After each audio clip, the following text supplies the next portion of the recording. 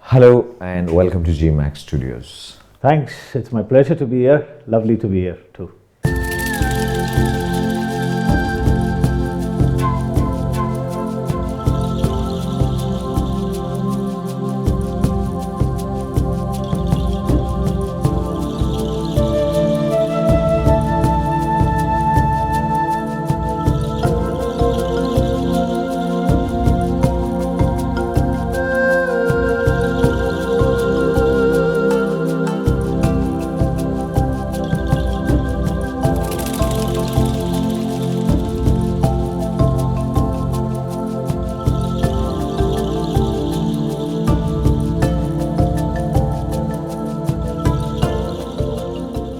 So we've been wanting to interview for a very long time because we've got keep getting a lot of questions about wildlife photography specifically, and we have no idea how to answer it.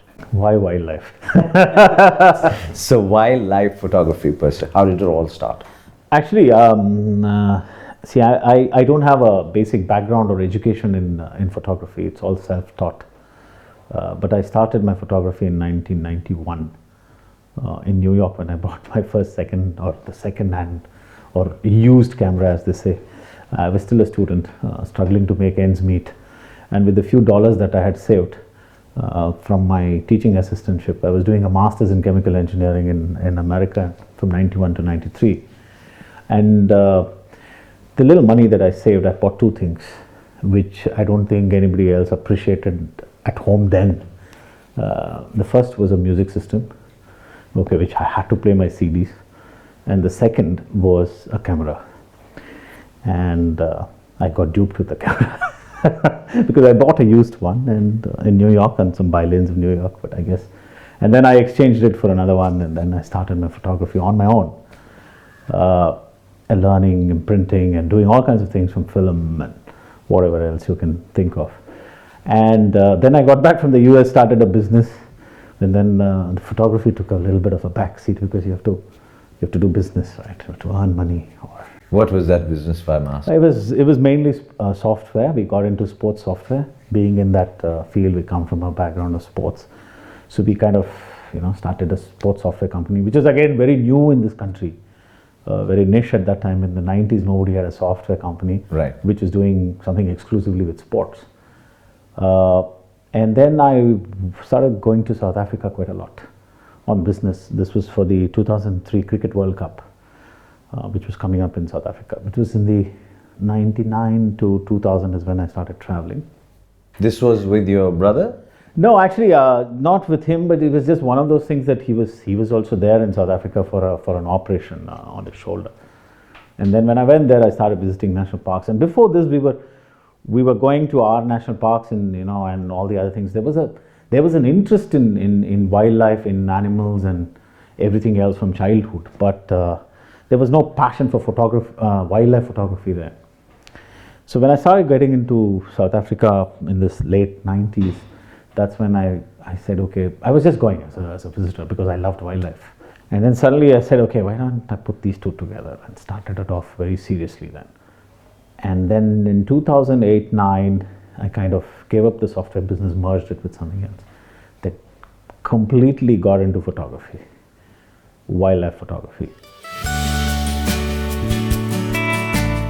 So it was not a conscious decision as a photographer.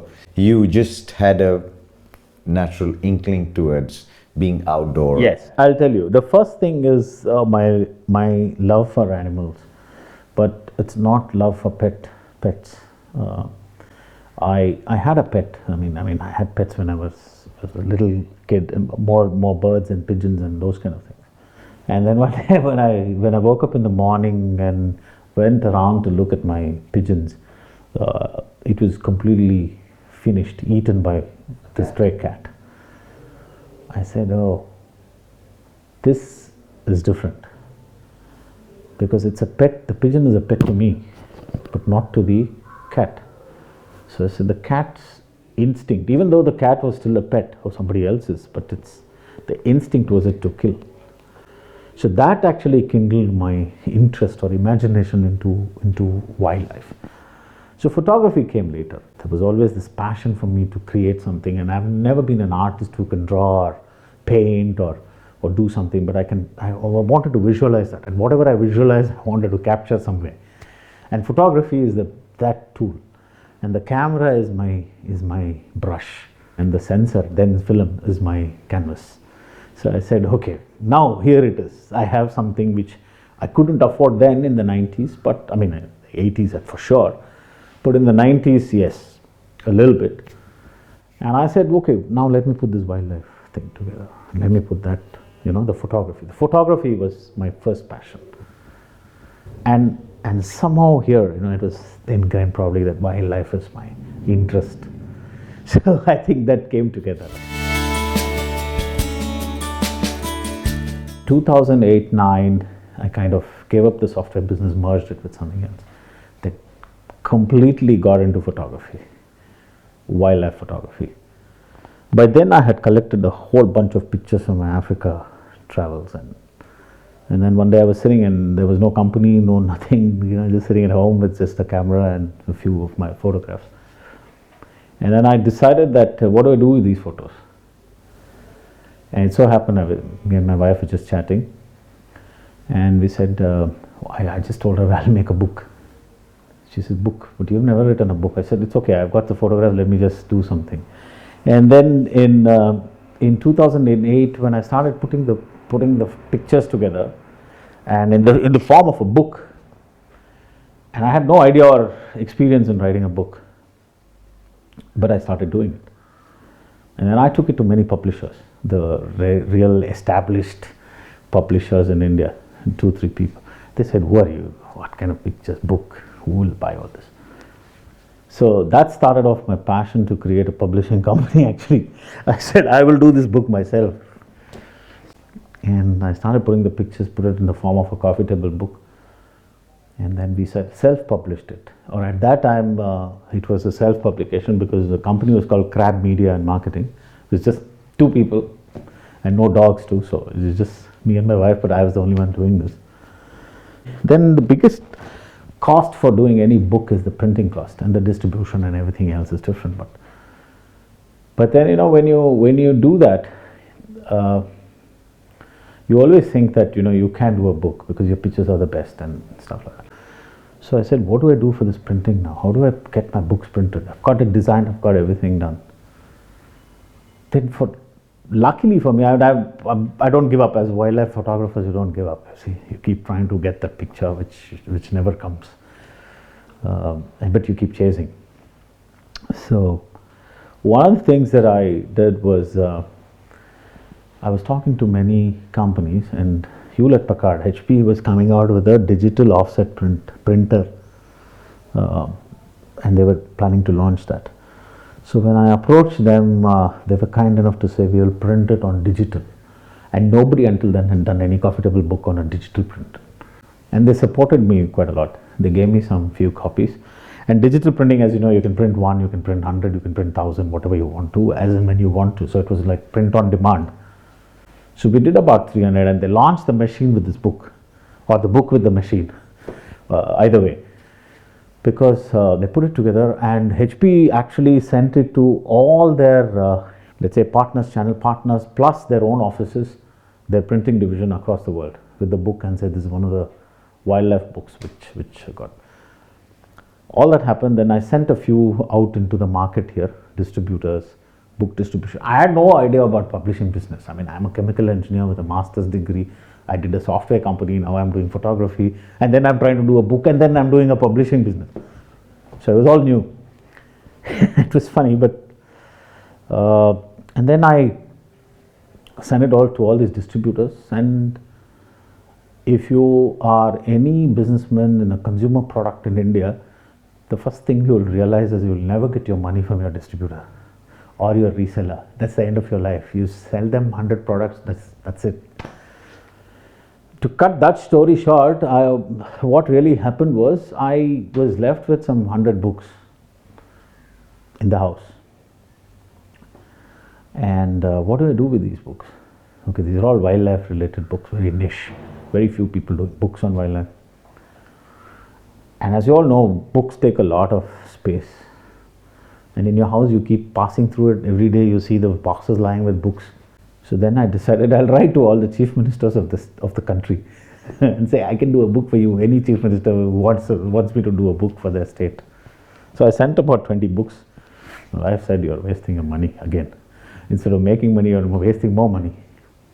And out of the blue, I get a call from the government of Gujarat. So it says, Commissioner of Information and Tourism or whatever.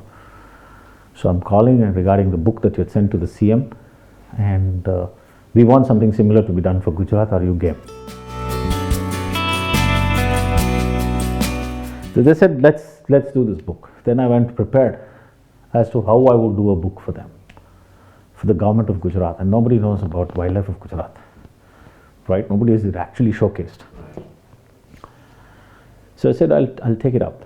Then I told them I need at least a year or a little more than a year to finish a book, because I need to finish all the seasons or complete all the seasons. They said, no, it's not possible. I was in, I think, May or something. They said, you'll have to give us the book by next April. The book by next April. No, I said, wildlife book, somebody wants it in 6 months, and how do I? It's not like, making people pose, right? So I said, okay, I'll give it a shot. So we went, me and my wife, she became my assistant by default. Just the two of us, we went everywhere. Traveled the entire length and breadth of Gujarat, trying to get the wildlife. And by around February or even March of the following year, we'd got a collection of pictures. So I made a book. We printed and gave it to the government. And it so happened that book was being used by the Chief Minister's office to showcase Gujarat, the entire thing. And they said this was one of the best books that we have to showcase. And wildlife brings that awe in people. When they open a book which is lying on a coffee table of any person's house or a collector's house, the beauty about doing a book is it opens up a mind. And there's no, you can just open any page and that'll have some awe because of the wildlife. Because you'd either be seeing the animal that you know in a certain form, or an animal which you're absolutely not aware of, that it existed or amongst us. So that's the beauty of wildlife. And from then on, the Chief Minister's office gave that book away every time the delegation went either outside India or any time a delegation visited Gujarat. And that gave us a lot of, it more than anything else, I think it gave me a sense of satisfaction. And more than anything else, now I learned the art of doing a project, the art of writing a story, weaving a story, putting it in a project. If I have 100 photos, what do I do with these 100 photos? So that, I think, was an eye-opener. And all this happened around 2009-10. And the best part of it is we happened to do 2 other books for Gujarat later. One's in 2012, one Kutch. And those were different, not just wildlife, but a whole lot of genres. And just the 2 of us going across, which eventually was also released by the Chief Minister, then now Prime Minister.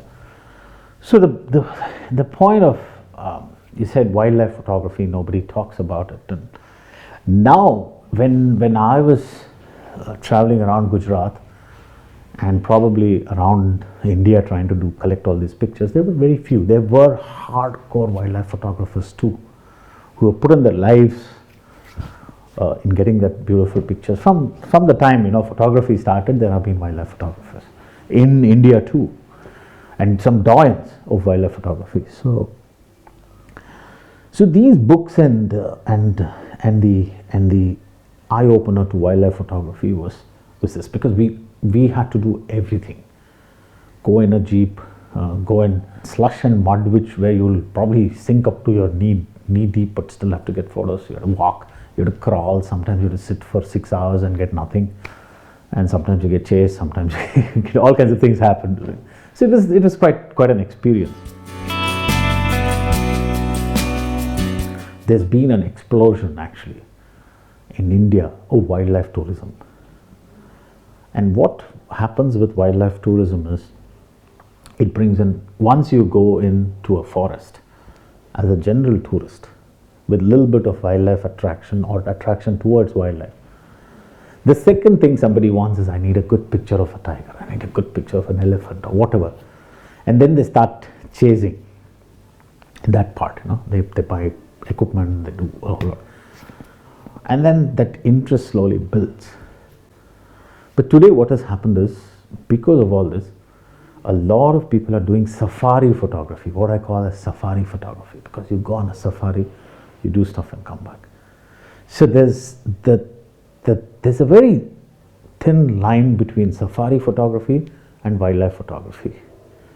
And that is actually getting muddled today.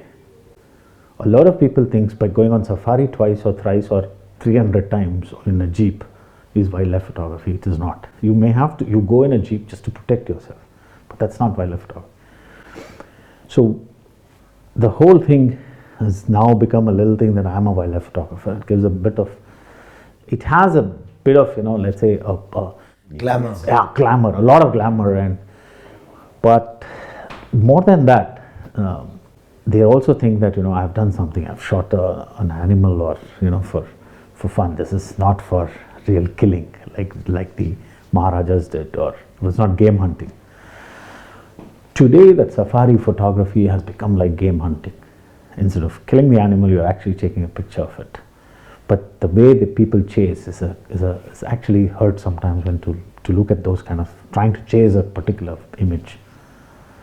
So that is what actually brought me into wildlife photography, the passion to be out in the open, in nature, amidst nature, and try to get the best whatever picture of an animal or whatever you. But when I did these projects, I was shooting people, I was shooting landscapes, I had to shoot culture, I had to shoot food, I had to shoot various things. To make a living.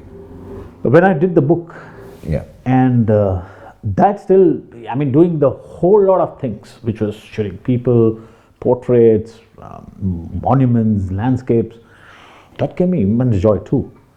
And that came out as to me still my best book, okay, because there was a whole lot of genres which all culminated into one.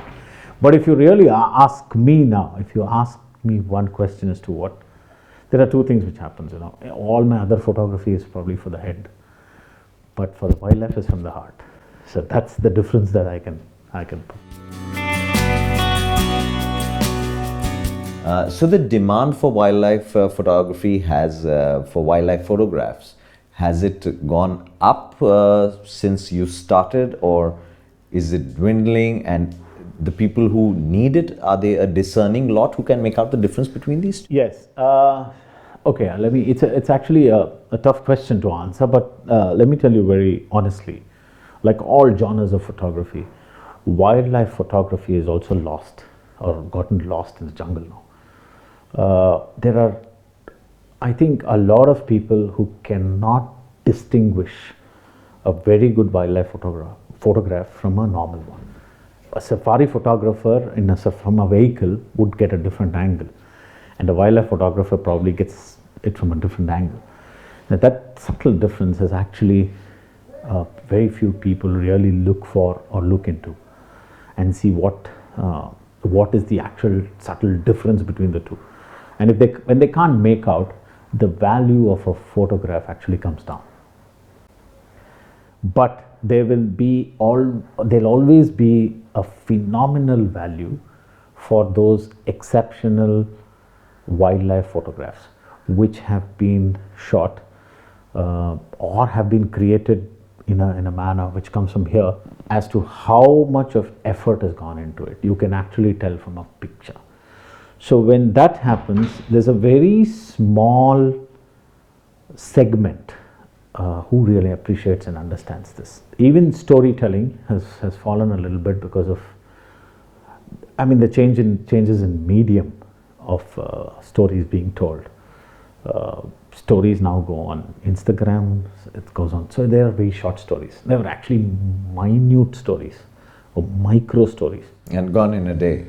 So to do this, so people have to reinvent, whether he's a wildlife photographer or a fashion photographer or a travel, for example, they have to start looking at creating small little stories which will actually enthuse an Instagram user or a follower.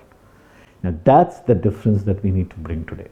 But if you take just one picture of a tiger or a leopard or a bear or an elephant or whatever, you take that picture and you say, okay, I'm going to now send this to a magazine or anybody who wants to publish this, there's no hope. So speaking of that, what kind of avenues do you think are open for, and I'm this coming from a point of total ignorance, what are the other things that could be a source of revenue for the wildlife photographer? See, even the revenue from books has fallen quite a lot. Nobody's buying, nobody's reading a book, although it has its own charm of holding a paper and looking at beautiful pictures.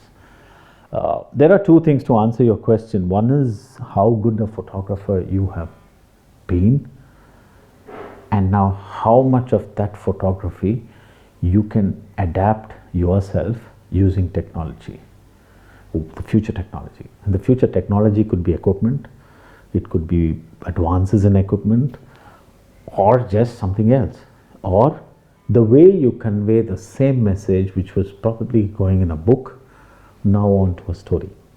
And the storyline could be a small little story on Instagram, or you put it on your Facebook, but write it in such a manner that it's like a serial.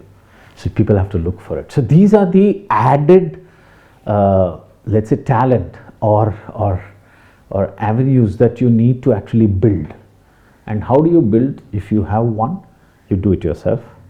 Otherwise, you'll have to get help from somebody else. So the best way to actually make a living out of wildlife today cannot be by doing everything yourself. It has to be a collaborative effort with some writer who's somebody who's good in social media, so he'll do something. That's one. The second thing, there's an opportunity in creating and conducting a whole lot of wildlife tours, photography tours. But that is also getting very saturated because there's so many people doing it. Cox and Kings is announced that they will do wildlife photography tours. Now that's the kind of thing that everybody wants to do it. So that's another area where you need to find a niche. The third is obviously in terms of teaching and conducting workshops and giving out lectures and whatever else you can talk to. So there's a little bit of a touch and feel with the audience. With humans. Yeah, with the humans, and connect with them and bring. And most importantly, one of the things which I'll also touch upon is the fact that it's not just about one good wildlife photograph today. You need to have a photograph which will make a difference. When I say make a difference, it could be something that will show the world that you need to save this species for our own survival, or there is some grave danger to a certain species which will adversely affect the other species. And it could be a small little animal, or it could be a large bird, it could be a very big, large mammal. Because that's one of the things that we do. Or I personally have a small affinity towards a primate, a little primate called the slender loris. It's only about this much. It's smaller than a house cat. So that personal affinity for me is actually, I'm putting in a lot of effort trying to photograph that, create awareness amongst people. And there are two ways that can happen. One is you create a small little community which itself will protect that particular species. In our case, it's the slender loris. And then you can also have a little bit of income tourism from ecotourism, trying to showcase some of these species and say that you can and make people learn or know more about it. That becomes an education center. The other thing is the stories of conservation can be taken forward, for which there are two things. One is platforms are available, and second is you'll also start getting that recognition in terms of saying that, hey, I'm doing something for a particular species. You can give talks in many places, because conservation, that is people's heart, I'm doing something somewhere. So you will have the opportunity to talk more about it in many places, but you should know what you're trying to tell them. But from a revenue perspective, you will have to build up a kind of a small little niche for yourself as to what you would be doing. And finally and eventually, if you tie in all the loose ends, the last piece of the puzzle could be that you could sell your images as fine art or as fine art print, because a lot of people do not print today. But it's going to come back. I mean, it's print is always there. It's nice to have a nice image on the wall. But yeah, it's harder to make a full 100% living from wildlife photography today. So what kind of equipment did you start with, and what kind of equipment are you using now? See, I started with the basic telephoto lenses, 70-300s and those. I'm talking about the time when there were not many lenses, the 70-200s and all. And then I went through a whole process of going through the best cameras. You buy the best professional equipment, the fastest shutters, then the longest lenses.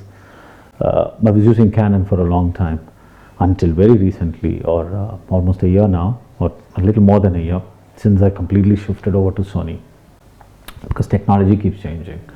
There were a lot of photographers who fell by the wayside when the entire technology moved from film to digital. So the biggest challenge was not about being a very good photographer. It's your ability to adapt to this changing technology. And today I see the same change happening. There's a shift in technology from just being a digital photography technology to mirrorless, and to what Sony is trying to bring and what they're trying to do in the future. So this transition, and very quick transition, is also very important. It's absolutely important to understand. And some of the technology changes that have come in using Sony that I'm using currently, one of which is the silent shutter. Okay, it's absolutely essential from a wildlife perspective to be quiet and silent in the forest. Earlier there were, instances where you would go cut, multi frames, and it disturbs the animal. I mean, whatever it is. There were two things: either it would chase you, want to chase you away, or it will just walk away. So not giving you enough time to do your own things. Now with the silent shutter, I think I'm using a whole lot of that to my advantage. The second thing is the electronic shutter and the frame rate. Now 20 frames per second is mind-blowing actually, because it's almost like video. So when I shoot at 20 frames, especially of fast action, I have enough ability or chances to get them in the frames that I want. So this is one. And to just give you what I currently use, I use a Sony Alpha 9, and I'm using the G Master 100-400 lens, which goes very well with it, with the two adapters. And believe me, earlier times I used to do a whole lot of things with 500mm, with 800mm, with converters, and the weight of that was really killing. It would be a huge burden, especially when you had to climb up, let's say, a rocky terrain, and we had to set up some cameras. In Gujarat it happened, and I had this 500s and huge. You need porters who actually take you up there.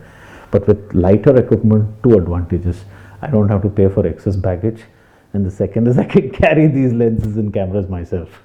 And instead of hiring porters to bring you somewhere and have a full team of 3-4 people trying to go there, and the bear or the leopard or whatever will obviously run away looking at so many people.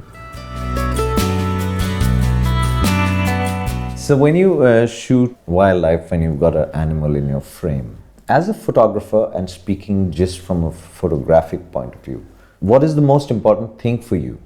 See, we are always shooting under ambient light. Right. Just to remember that. I mean, it's very difficult to create the lighting that you really want. It's next to impossible. Sometimes it's possible a little bit, but not. You don't really have control. The one thing which I actually always look for is that one small little expression or behavior of the animal which attracts the attention of a human eye, because humans are used to seeing other humans emote, okay, through the eyes, body language, whatever, and speech and everything else, but they are not completely attuned towards the emotions or the way an animal's body language is. And I just want to bring that one small little bit out, which actually attracts the human mind and says, hey, wow, this is nice. That's it. Thank you so much for sharing all your knowledge with us. Thank you, and thanks, Gorky. It was lovely chatting with you. I hope your channel also grows to become the biggest banyan tree and shoulders everything. So take the channel forward. Don't ever give up at any point in time. It's always hard to do any of these things, but you have a lovely initiative going, and it was my pleasure to have been here. So all the very best. Thank you very much. Hope it grows. Thank you. If I was sitting outside and I'd be like, I don't have this lens, so I don't think I want to shoot, which as a photographer is a bad thing. I mean, you want to be shooting no matter what equipment you have on you.